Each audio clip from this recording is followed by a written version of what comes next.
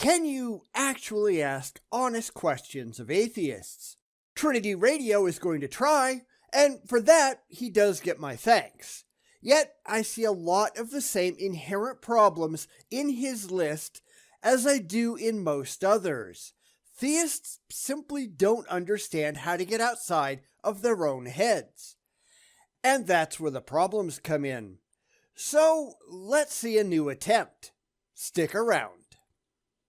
So, today, we're going to take a look at the first half of 10 Questions for Atheists on the Trinity Radio channel. He points out something that I've said for a very long time, that most of these lists are just gotcha questions aimed at making the followers of the theist happy. And that's just dumb. So I appreciate this guy recognizing that and trying to do better. I just don't know how much better he actually did. But I'll leave that up to you to decide. So anyhow, here comes part 1 of a 2-part video on some honest questions for atheists, and here come my honest answers. Enjoy! The worldview discussions space can be so combative. And when atheists and Christians come up with lists of questions that they don't think the other side can answer, those questions usually aren't genuine. Which I agree with, at least coming from the atheist side. I have yet to ever see a question from a Christian or from any other religious group which I would consider genuine. And I've pointed this out before, but it's usually an attempt at a gotcha, a question they are expecting a singular answer to, which can then be twisted to appeal to their religious audience. They don't really care what we say. They aren't really curious about our answers. They're just looking to reinforce their own beliefs and to attract more acolytes. And that isn't honest, but it is true. So far, I give this guy at least some credit for getting that part right. I've never made a list like that, although I've responded to some. Here, I hope my atheist interlocutors will consider these questions deeply without giving glib answers. I always do that. The problem is that most questions posed, they don't really need to be asked because the answers are already out there, freely available. They don't need to know what we think because they're not really questions for atheists. They're often questions for science, and they're not asking scientists. They're not doing any kind of independent research. They can't even manage a single simple Google search because they don't really care. They've just found these questions on some website somewhere, and they're trying to score some brownie points. They have no real curiosity for what we have to say, and they're not going to intelligently consider anything that we answer regardless. It's what makes these Q&A sessions ultimately a complete waste of time. These aren't meant to be gotcha questions, though I'm not asking for no reason. I expect you will have answers, and I want to hear what the most sincere among you have to say. Well, what makes one answer more sincere than another? And that's a fair question, and one that a lot of theists simply can't answer. A lot will just say, well, I want sincere, honest answers. And then they declare anything that they can't twist to their own purposes insincere and dishonest, because that's not really what they're looking for. And I'm not really sure how that works. But anyhow, get on with your questions, and let's see if you're any different. With that, here are my 10 questions for atheists. What facts about reality that you and I agree are real facts about the way the world is does your worldview account for, but my Christianity doesn't account for, or at least doesn't account for well? The overwhelming majority of them, because your worldview simply inserts magic in place of objective, demonstrable fact. Now, granted, I don't know this guy, and I don't know exactly what he believes, so Please take that statement with a grain of salt. It's just that anywhere that the religious insert God into the mix, that's rationally indefensible, full stop. You can't prove any of it, whereas science is based on demonstrable evidence and objective fact. The religious simply don't have any of that. All they can do is say, well, God did it, and hope someone takes them seriously. And I don't, because there's no good reason to. Why is God did it a more valid answer than Allah did it, or Vishnu did it, or the flying spaghetti monster did it? What makes your God any better than anyone else's God when you all have exactly the same evidence for your claims? And that amount is none. None at all. Just because you found an explanation that you think is emotionally comforting, that doesn't make your explanation true. And for those of you that would point out atheism isn't a worldview, I'm talking about you, your worldview that includes atheism. I really don't have one. I know the religious like to think I do. They really like the idea, but I personally wholeheartedly reject the idea of having an overlay placed onto reality through which the objective facts must be viewed. I don't want to have a belief system through which I have to interpret reality. I prefer to look at reality raw. The sun appears to rise in the morning through well understood, entirely verifiable scientific principles. I don't have to pretend that some imaginary deity does it, whether directly or indirectly. It is what it actually is, and that's all I care about. I can't think of any. Christianity accounts for evil, suffering, the existence of other religions, including supernatural events in those other religions, science, and differences among different denominations of Christianity. No, it doesn't. It rationalizes those things. It says, here is what we believe, and then attempts to square those things with your pre-existing beliefs. And that's why there are more than 42,000 distinct sects of Christianity out there, because not everyone rationalizes these things the same way. And the biggest problem here is that there's no way to prove objectively that you've come to any kind of rational conclusion, because religion, by its very nature, isn't about finding demonstrable truth. It's about achieving emotional comfort. It's about feeling good about the things that you've stuffed into your head, whether those things are factually correct or not. And whether you like it or not, that's a problem. But I can think of many things that the most common worldviews that include atheism don't answer as well as I think Christianity does. Like universal supernatural claims, universal religious experiences, free will, morality, near-death experiences, beauty, the rapid expansion of the early church, the events surrounding the life and death of Jesus of Nazareth, and our shared longing for purpose and meaning. The answers to all of those things are very easy. Most of them are just bullshit. I don't have time to get into most of that at the moment. This video is going to be long enough as it is, but I've addressed most, if not all of those things in the past, and there's no mystery there whatsoever. Yet, as I said, the religious are into rationalization, not rationality. They take the ideas they already have in their heads, and they look for how to explain things based entirely on that, whether any of that's actually true or not. They start off with, well, because I'm right, and then they construct an ad hoc rationalization through their particular religious lens. They just like that idea, and therefore it has to be right too. They don't need independently corroborable evidence to support it. It just makes them happy, so it's got to be so. And that's not how reality actually works. So what is it that Christianity doesn't answer as well as your worldview? It's not enough to just come up with an explanation yanked straight out of your ass.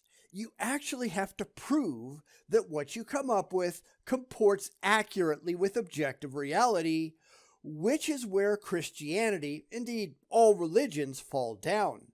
Just because you can say it's true, that doesn't mean that it's actually true until you can prove that it's true.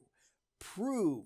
That's the important part here. You must provide objectively demonstrable evidence for your beliefs. And that's what Christianity simply cannot do, and that's a problem. If your definition of atheism is merely that it's a lack of belief in God and you're just waiting to be convinced, but then you speak of him as though he's in some way synonymous with Santa Claus, the Easter Bunny, or fairies, doesn't that at least send the message to your listeners that you actually believe that there is no God? Of course not, because so far as we can tell, there is no difference, none at all, between any God and made-up things like Santa Claus and Harry Potter. If it looks like a duck, and it smells like a duck, and it quacks like a duck, then for all intents and purposes, it's a duck, no matter how unhappy that might make you. Because none of this is about how it feels or whatever. It's about what is objectively demonstrable in the real world. There is nothing in any religion that I've studied, and that's a fair number, which would lead me to conclude, based on the evidence, that any of this is anything but entirely made up. The religious need to do a whole lot better than they're doing, and for some reason, they can't get that through their heads. Why? Because this is really all about emotional comfort, not defensible truth, not objective fact. And that's really not anything to be proud of. After all, these are entities and beings that you likely believe do not exist. It's always nice to have the religious tell us what we believe, isn't it? Because this is all too common. In fact, I don't believe that gods do not exist. I have never once said that gods do not exist. I do not believe that Bigfoot does not exist. I do not believe that the Loch Ness Monster does not exist. I simply have not been convinced that any of them do, and as such, I will proceed as though they do not exist. After all, you have no choice but to do so given any undemonstrated proposition. But that doesn't mean I have an active belief that any of these things are absolutely not real. Once again, this is the religious trying to pretend that everyone is just like they are. We all have to have the same kind of thought processes and come to the same conclusions that they do, even if we demonstrably do not. And this is a constant problem with the religious, if you notice. It's one thing to argue that people should think the same way. Rationally in my case, because I think all people ought to be rational. I don't pretend that they do think that way, however, because clearly, especially when it comes to the religious, they don't. And if your response is that you merely lack a belief in Santa Claus and don't actively believe that he does not exist, doesn't that sound a little disingenuous, honestly? Nope. In fact, it's the most honest position you can have. Now, granted, I have zero confidence in Santa Claus because we know that the stories about Santa Claus are all just made up. But there's a difference between a story and reality. There could be something we could define as Santa Claus out there somewhere that bears little or no resemblance to the stories. Just as there could be something that we could define as a god out there that looks nothing like any of the religions that have been invented. We don't know, and that's the thing. The only time a rational person takes a positive position on anything is when that thing is supported by objective evidence and rational evaluation. In both the cases for Santa Claus and gods, no such evidence exists.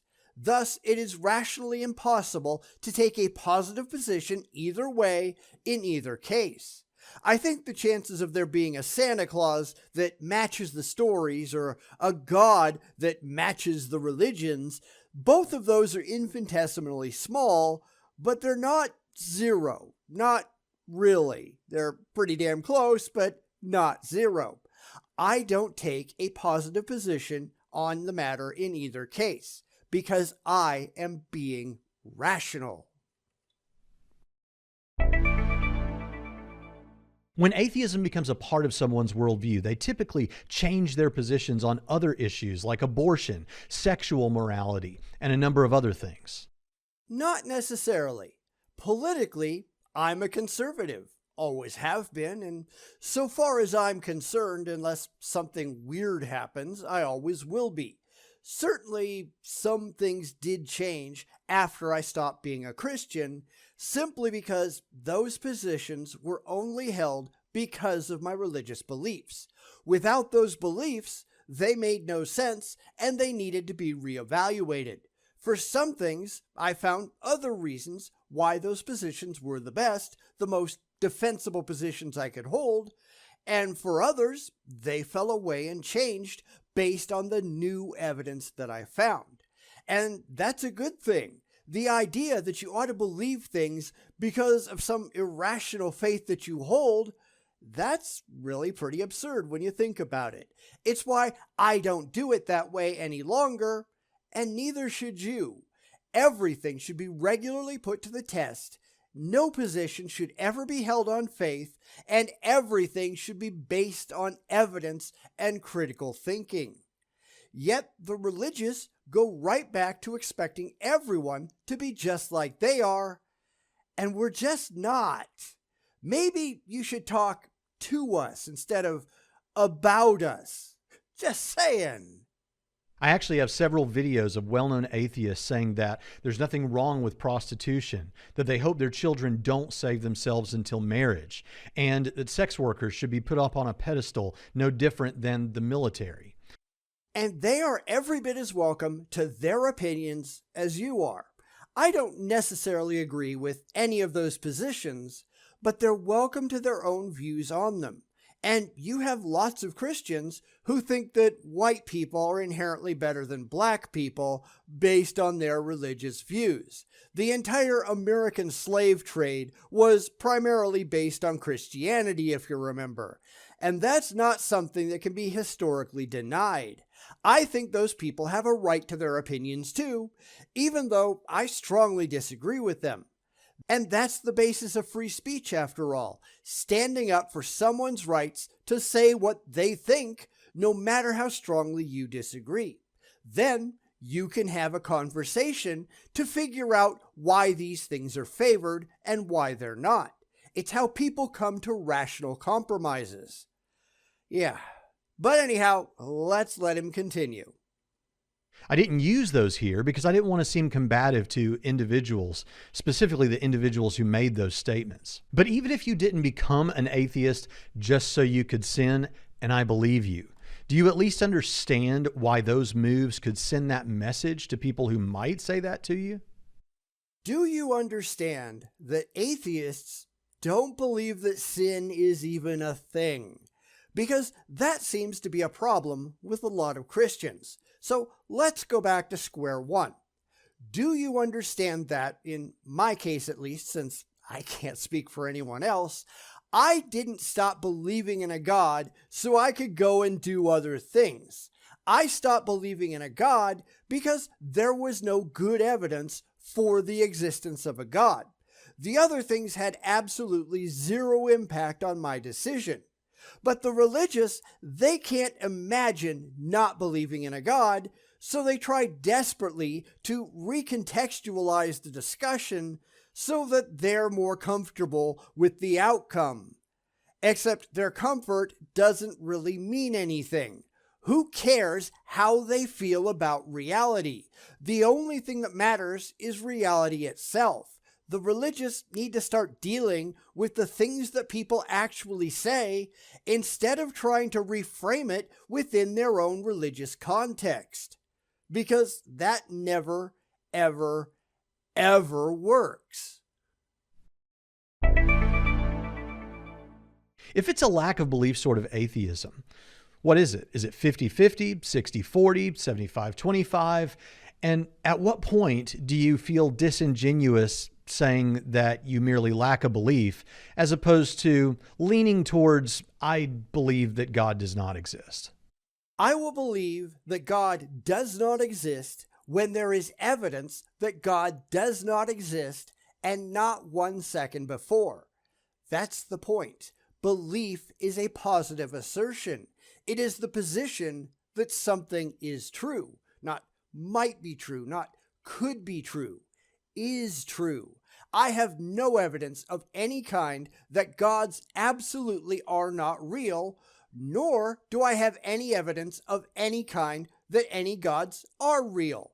Therefore, I cannot make a positive assertion, and neither can you, not if you hope to maintain any kind of rationality. If I had to say which way I'm leaning, yeah, it's definitely towards the non-existent side, but that's not an assertion that I can make because, again, there is zero evidence to back it up, nor, if you think about it, can there be. Things that don't exist don't leave evidence for their own non-existence. This is basic logic 101. The religious ought to try to get that through their heads. Now, I know we've all got our talking points, but I want you to struggle to be as sincere with yourself as you can right now. Doesn't it bother you a little bit that when we come to talk about the origins of the universe, and if there's a multiverse, the origin of that too, that the only real options you've got besides God is a past infinite universe, which is impossible, or the universe coming to exist uncaused out of nothing, or something far less clear than even those?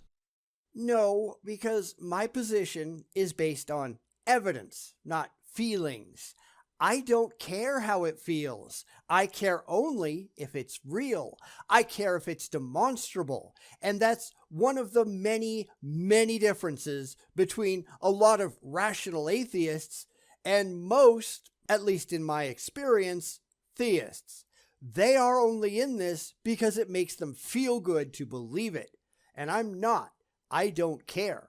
I recognize that the chemical inputs in my brain don't affect objective reality one bit.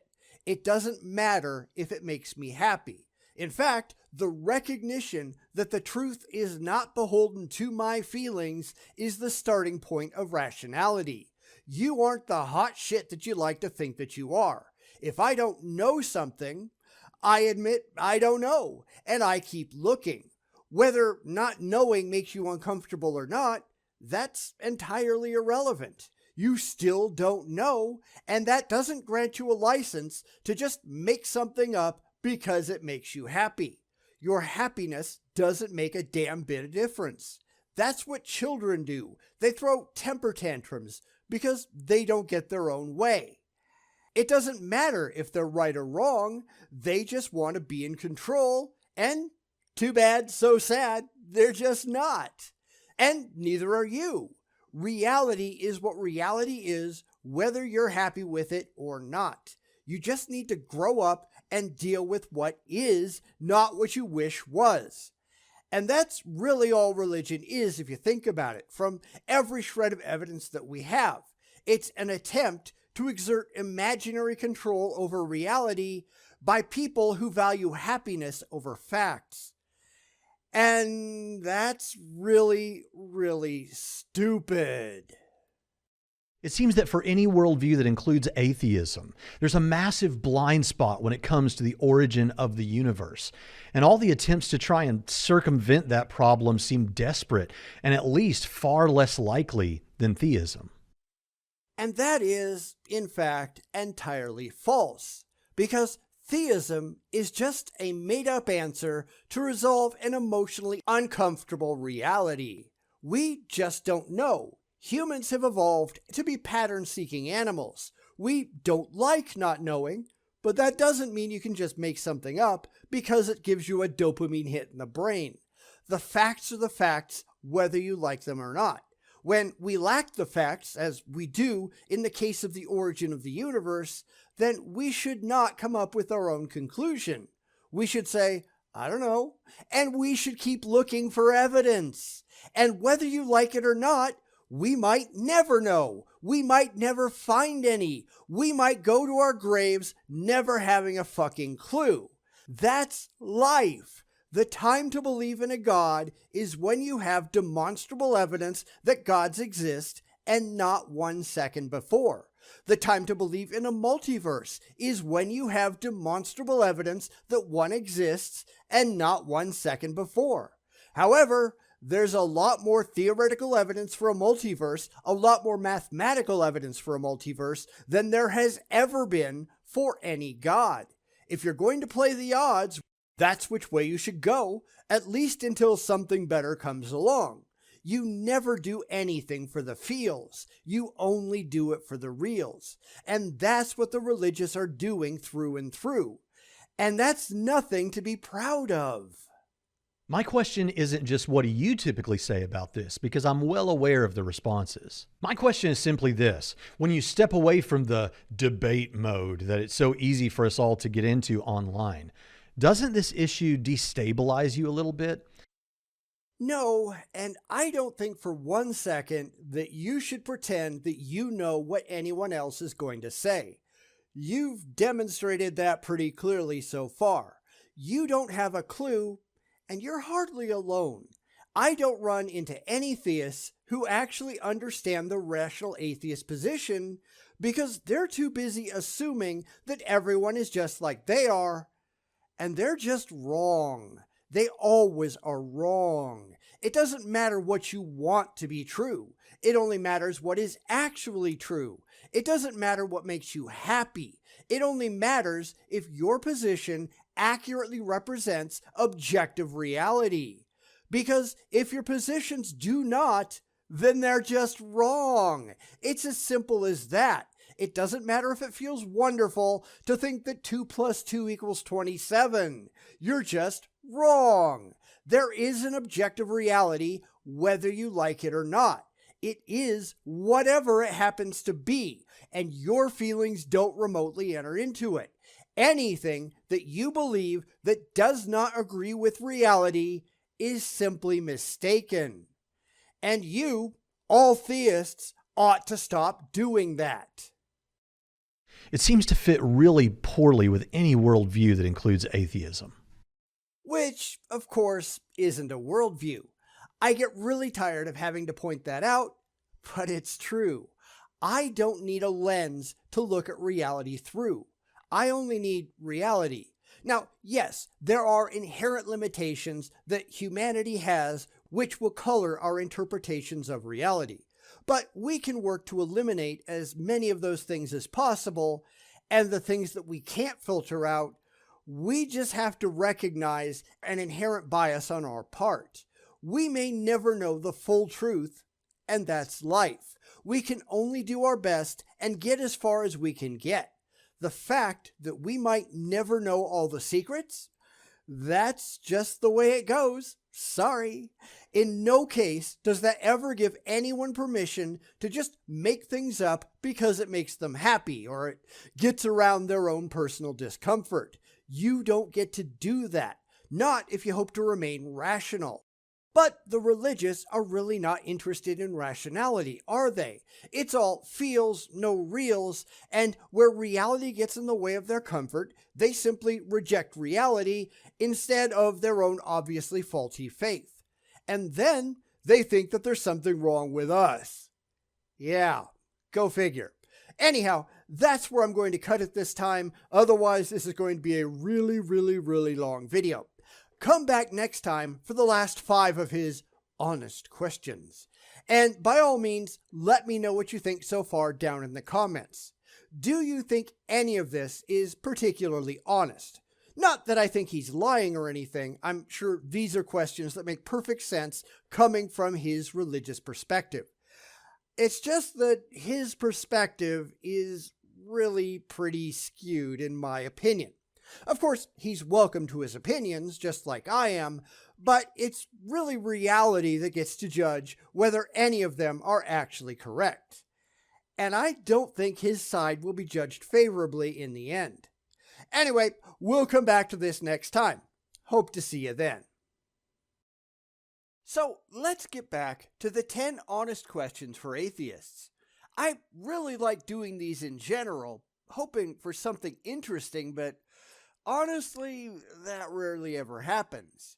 You've seen me take on dozens of lists, and they always leave me disappointed. Why? Because the religious just don't understand anyone who isn't them.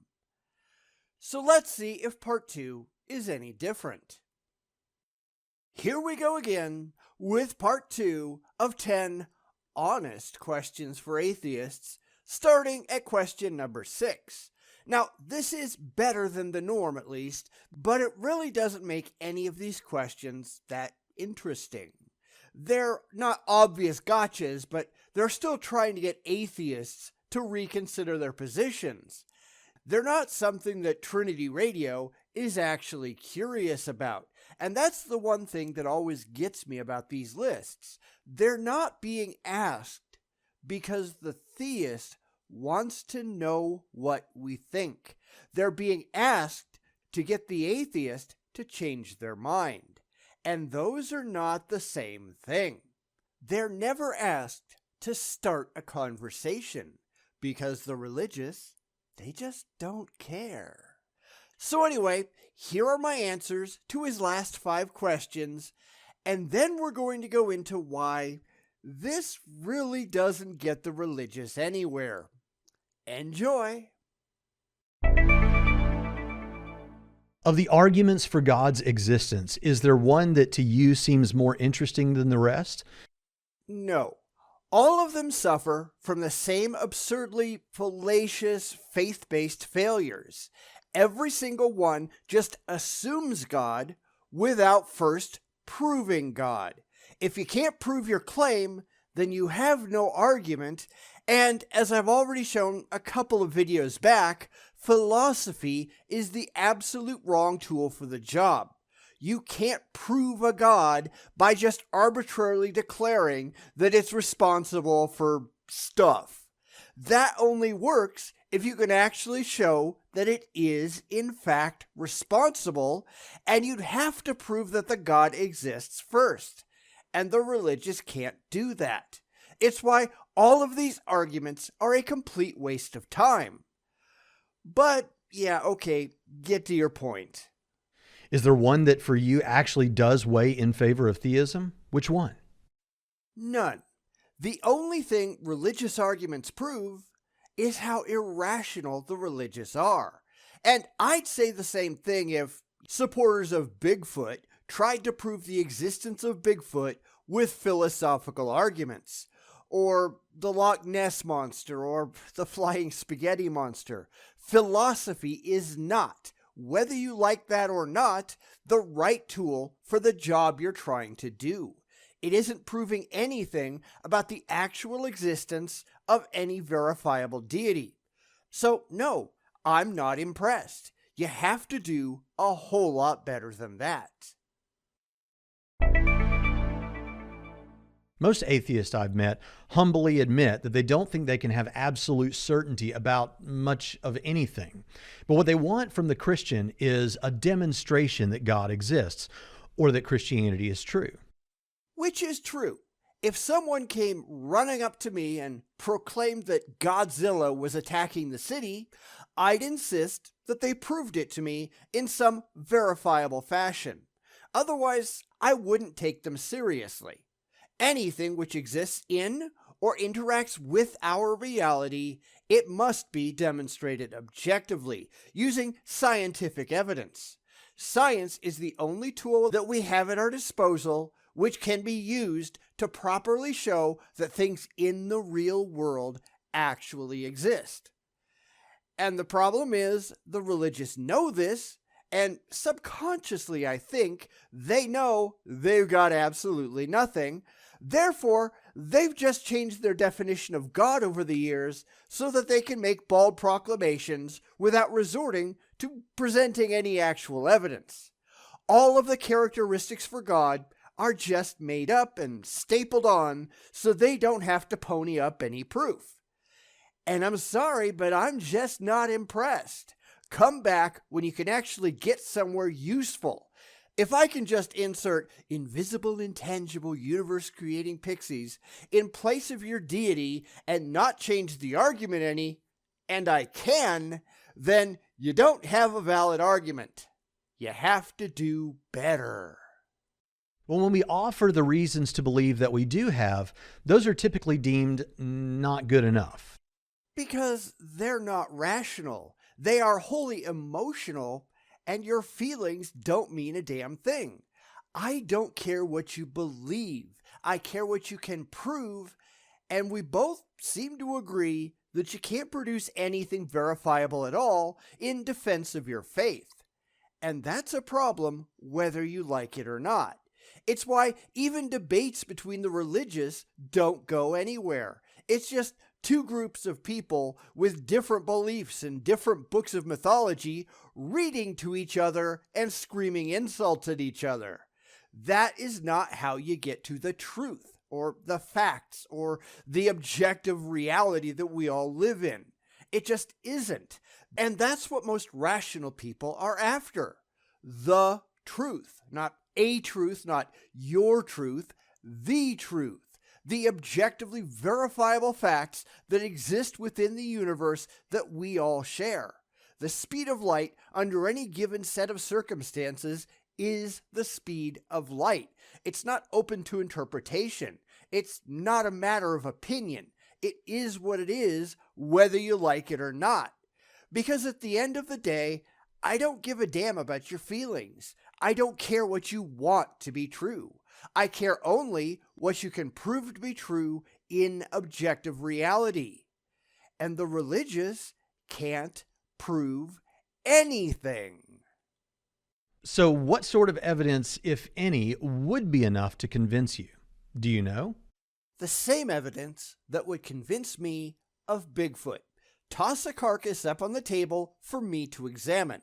Nothing less will do. But the religious, they've got nothing like that. They can't do anything, and the reason they can't do anything is because they've invented their own deities and arbitrarily assigned characteristics with the sole purpose of making themselves happy and keeping others from yanking the emotional rug out from beneath their feet. I've debated hundreds of theists over the years, and not one has ever been able to produce anything of substance. Ever. They can provide lots of excuses for why they can't do it, but never once have any of them been able to do anything useful. If God was real, it should be easy. Yet they just make up excuses for why God is at the top of the leaderboard in the longest running game of hide and seek in history. It's really just dumb when you think about it, yet that's what they believe. And since it's often a conversation stopper, let's take experimental reproducibility off the table, since that's not even always necessary for science. It is for anything that exists within the real world or which has any kind of interaction with the real world. You cannot learn anything about a new species of wombat through philosophical syllogisms. It just doesn't work that way. You also can't learn anything through faith. That means faith is entirely off the table, but at that point, there isn't even a discussion going on anymore because that's all the religious have. I've said this in the past, but we're dealing with a group of people who have a fundamentally flawed way of looking at reality when it comes to their religion. Most of them are fine using the scientific method for just about anything else in their lives, right up until it comes to their faith, after which it all goes completely out the window. Why? Because this is not a rational belief system. It's completely emotional. They just don't care, and it's because they don't care that we don't get anywhere. They're so busy trying to tell us how they feel that they've entirely forgotten how to think when it comes to their religious beliefs. It's not at all about facts. It's all about fee-fees. And that happens to be a problem. To what extent did social and moral issues start you down the path toward your atheism? Not at all. It has absolutely nothing to do with it. Now, I don't expect for a second that this guy is going to watch this video, although I will certainly link to his video, nor that he will respond. Very few ever do, and the ones that do, they get destroyed in my response. But I'll give a quick rundown of my deconversion, and if you want to know more, anyone, him included, I just did a much more detailed version over on my blog, which I will link down in the description. The fact is, I was a pretty hardcore Christian who was considering going into the ministry in some way when I first came across the idea of evolution. So, stupid me, I raised my hand in a biology class one day at my Christian high school and asked what it was.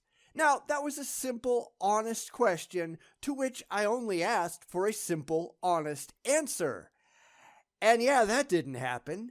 I got literally yelled at by my teacher and told I wasn't allowed to even think about it ever again. I wasn't allowed to bring that word up ever again as long as I lived. And that didn't go over well. It sent me down the rabbit hole of investigating the Bible and comparing it to actual demonstrable reality, only to find out that the Bible just doesn't measure up. Then came many years of study on the veracity of the Bible, my religious beliefs, yada yada yada, until I finally came to the conclusion that Christianity, and indeed any other religion which I studied as well, simply didn't stand up to any kind of critical evaluation. And it's why I became an atheist. It has nothing at all to do with social issues. Absolutely none. That is to say, the typical Christian or religious views on sexuality, gender, rights, and acts and commands of God in the Old Testament. Zero. And like I said in the last video, I'm a political conservative. A lot of the same positions I had back when I was a Christian, I still have today in some form or another, and I still stand by them. Then there are the things that only my belief in God could support, and those I went back and reevaluated based on a new God-free perspective, and if there was no other way to maintain those beliefs, they changed to the best supportable ideas I could manage. There is no reason to take the idea of sin seriously, for instance. Sin against what? How do you prove it? Why would you take that idea seriously? So those ideas changed, at least to some degree. And honestly, this guy surely must be aware that most Christians aren't following the commandments in the Bible, right? 42,000 distinct sects of Christianity, remember? Every one of them is just interpreting the Bible in light of what they wish it said, not what it actually says. I'm a lot closer to that than the vast majority of Christians out there. It seems that many deconversion stories online begin with, or at least include, LGBT issues, purity culture, or hell as instrumental in the deconversion process. Not mine, not most people's that I've ever talked to. I'm trying to think of a single ex-Christian whose deconversion was sparked by anything but Christianity not being true. Now, at least in my experience, the religious like to tell themselves stories. They like to try to validate to themselves that they're right.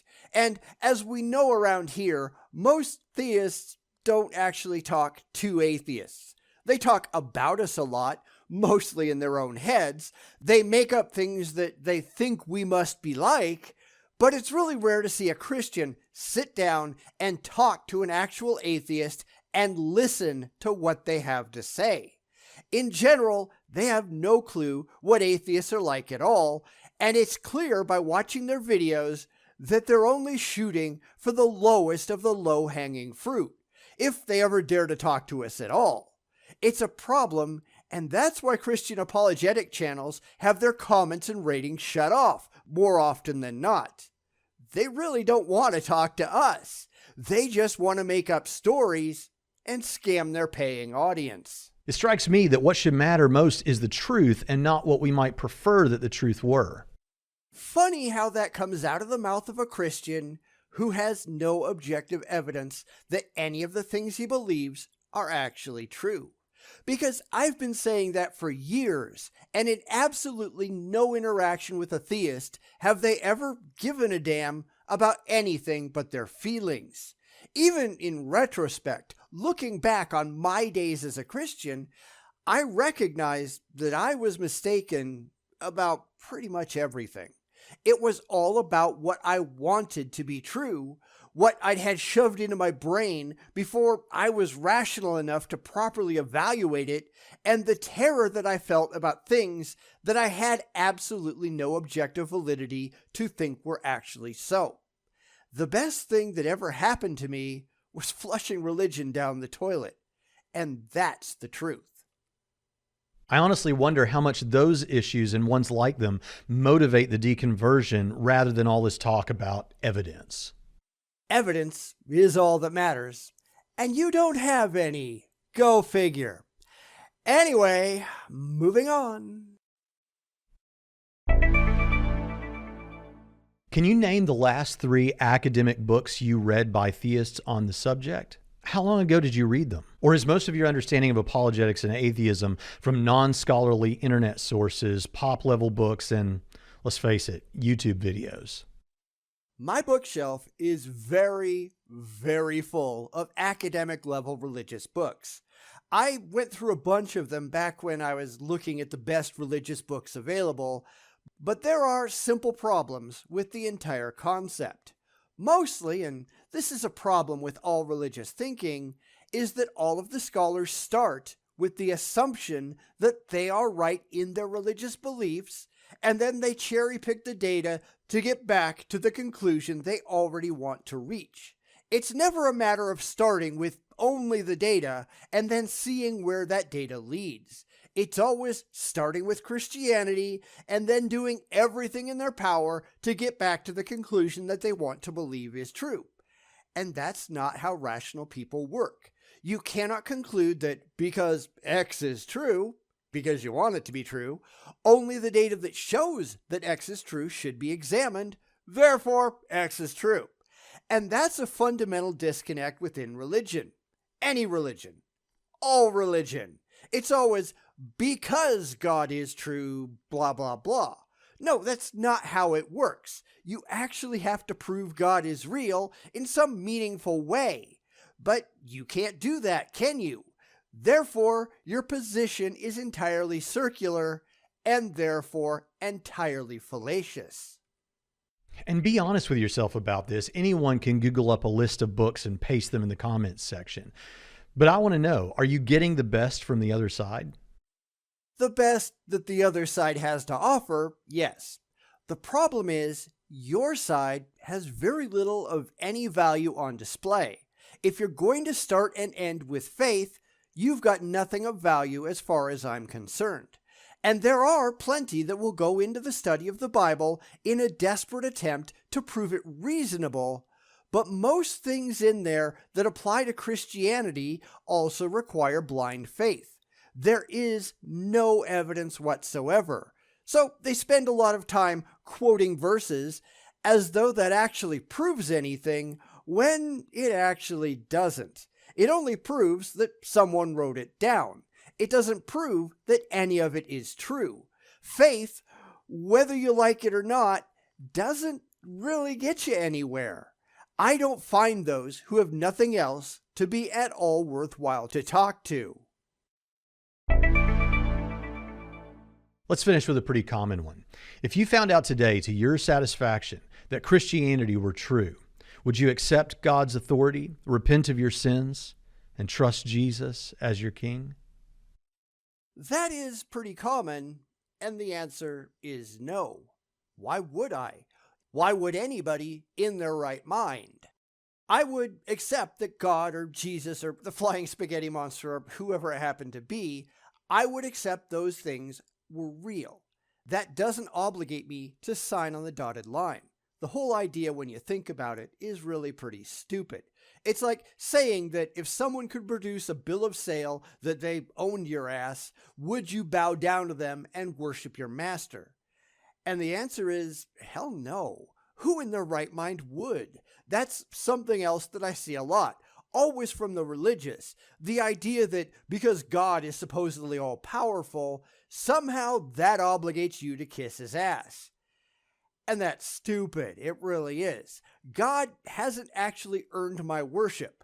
Respect is earned. It's not simply granted. And the God of the Bible, if you look at all the things it says in the Bible, is a moral monster that has earned absolutely nothing but abject hatred. Any deity that is going to advocate for slavery, that's going to engage in mass murder, that's going to punish temporal crimes with eternal torment, that God is never going to get my worship. He hasn't earned it. In fact, as I think Bionic Dance used to say, that kind of God would make her go looking for a weapon that she could use to kill it. Because that kind of God is nobody's friend. The problem with these lists, and I agree that this one was better than a lot we've seen, but it wasn't that great, is that it makes a lot of assumptions which are utterly foreign to the non-religious. We all know most of them. The idea that we're all just like they are when clearly we're not. The idea that we have no good reason to reject their empty claims, which clearly we do. The starting point that they're right just because it makes them feel good, no matter how many times we show that they're absolutely wrong and irrational and utterly fallacious in their thinking. They don't understand how to look at the world in a critical manner, and they're incapable of setting their emotions aside if they do not match up with objective reality. These are people with religious goggles surgically implanted on their faces, and they're incapable of looking at reality any other way. And that's a problem because their beliefs just aren't demonstrable. What you want doesn't matter. It's what you can prove that does, and they're so busy making excuses for why the things that they really wish were true, the things they really wish would make sense, that those things can't be found and somehow that proves something or another. And the things that we'd expect to see if their beliefs are true, well, those aren't in evidence, but they've got a reason for that too. That's dumb. It really is. So why believe?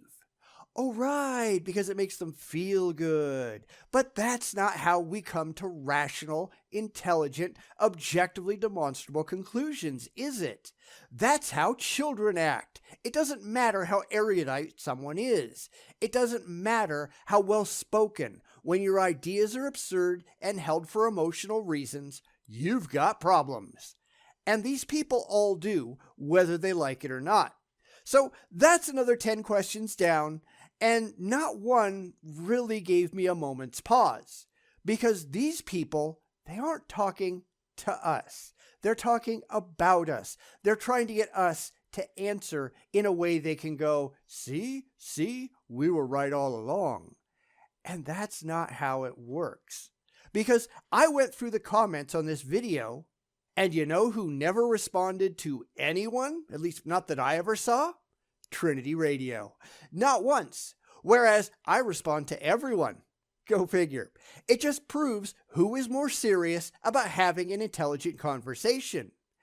And as is no surprise, it's never the religious, is it? Ever. And how pathetic is that?